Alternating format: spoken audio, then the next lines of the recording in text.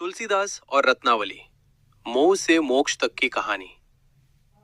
गोस्वामी तुलसीदास जी अपने प्रारंभिक जीवन में एक सामान्य गृहस्थ थे।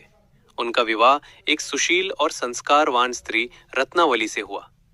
तुलसीदास जी रत्नावली से अत्यंत प्रेम करते थे, इतना कि उनका मन हर समय पत्नी में ही रमा रहता था। ये प्रेम धीरे धीरे मोह का रूप ले चुका था। एक बार रत्नावली अपने मायके चली गई।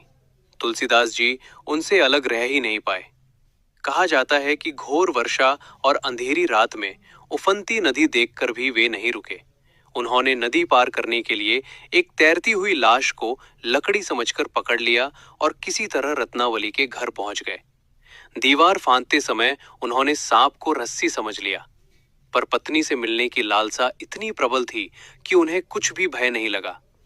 जब रत्नावली ने ये सब देखा और सुना तो वे व्यथित हो गई। उन्हें ये समझ आ गया कि उनके पति का प्रेम अब विवेक खो चुका है।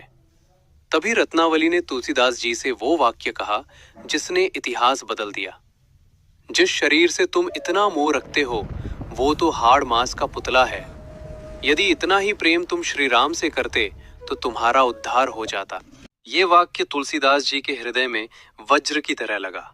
उसी क्षण उन्हें अपने जीवन का सत्य दिखाई दे गया। उन्हें लगा कि वे जिस प्रेम को जीवन का लक्ष्य समझ रहे थे वो वास्तव में बंधन है, भक्ति नहीं। उसी रात तुलसीदास जी ने रत्नावली को प्रणाम किया और कहा कि आज उन्होंने उन्हें जीवन का सबसे बड़ा उपदेश दिया है। इसके बाद उन्होंने गृहस्थ जीवन का त्याग कर दिया और श्री राम की शरण में चले गए। यही वैराग्य आगे चलकर रामचरितमानस जैसी अमर कृति का कारण बना। जिस तुलसीदास को कभी पत्नी का मोह बांध रहा था, वही तुलसीदास आगे चलकर करोड़ों लोगों के लिए भक्ति का मार्गदर्शक बन गया। दोस्तों, ऐसे ही वीडियोस देखने के लिए हमें सब्सक्राइब करें।